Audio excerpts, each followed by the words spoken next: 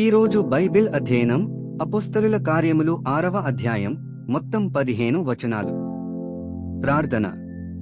ప్రియమైన దేవా, మేము మీ వాక్యాన్ని చదివినప్పుడు మా మనస్సులను పునరుద్ధరించి మాకు అవగాహన కల్పించండి.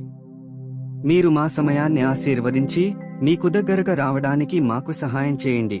యేసు నామములో ఆమెన్. అపోస్తలుల కార్యములు 6వ అధ్యాయం.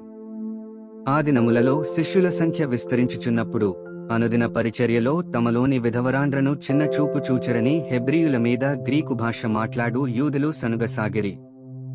అప్పుడు 12 అపోస్తలులు తమ యొద్దకు శిష్యుల సమూహమును పిలిచి, మేము దేవుని వాక్యము బోధించుటమాని ఆహారము పంచిపెట్టుట యుక్తము కాదు. కాబట్టి సహోదరులారా, ఆత్మతోనూ జ్ఞానముతోనూ నిండుకుని మంచి పేరు పొందిన 7 మనుష్యులను మీలో ఏర్పరచుకునుడి. మేము వారిని ఈ పనికి నియమింతుము. అయితే మేము ప్రార్థన ఎందును వాక్య పరిచర్య ఎందును ఎడతెగక యుందుమని చెప్పిరి. ఈ మాట జనసమూహమంతటికి ఇష్టమైనందున వారు విశ్వాసముతోనూ పరిశుద్ధాత్మతోనూ నిండుకునినవాడైన స్టెఫను, ఫిలిప్పు, ప్రొకొరు, నీకానోరు, తీమోను, పర్మెనాసు, యూదుల మతప్రవిష్టుడును అంతియోకయవాడును అగు నీకొలాసు అనువారిని ఏర్పరచుకుని వారిని అపోస్తలుల ఎదుట నిలువబెట్టిరి. వీరు ప్రార్థన చేసి వారి మీద చేతులుంచిరి.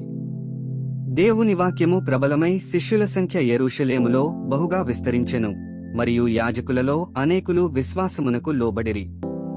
స్టెఫను కృపతోనూ బలముతోనూ నిండినవాడై ప్రజల మధ్య మహత్కార్యములను గొప్ప సూచక క్రియలను చేయుచుండెను. అప్పుడు లిబెర్తీనులదనబడిన సమాజములోనూ, కురేనీయుల సమాజములోనూ, అలెక్సంద్రియుల సమాజములోనూ, కిలికియ నుండి ఆసియ నుండి వచ్చిన వారిలోనూ కొందరు వచ్చి స్టెఫనుతో తర్కించిరిగాని మాటలాడుటయందు అతడు అగపరచిన జ్ఞానమును అతనిని ప్రేరేపించిన ఆత్మను వారెదిరింపలేకపోయిరి.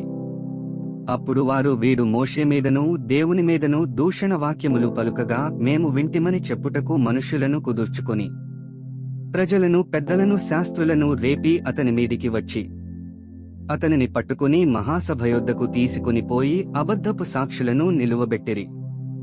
వారు, ఈ మనుష్యుడెప్పుడునూ ఈ పరిశుద్ధ స్థలమునకును మన ధర్మశాస్త్రమునకును విరోధముగా మాటలాడుచున్నాడు. ఈ నజరేయుడైన యేసు ఈ చోటును పాడుచేసి మోషే మనకిచ్చిన ఆచారములను మార్చునని వీడు చెప్పగా మేము వింటిమనిరి. సభలో కూర్చున్న వారందరూ అతని వైపు తేరి చూడగా అతని ముఖము దేవదూత ముఖమువలె వారికి కనబడెను. 15 వచనాలు చదివియున్నాము. ముగింపు ప్రార్థన. సర్వశక్తిమంతుడైన దేవా, నీవే మార్గము, సత్యము మరియు జీవము. చదివిన వాక్యాన్ని మీ కృప ద్వారా మా హృదయాలలో ఉంచుకుని మా జీవితంలో అన్వయించుకోవడానికి మాకు సహాయం చేయండి. ఆమెన్.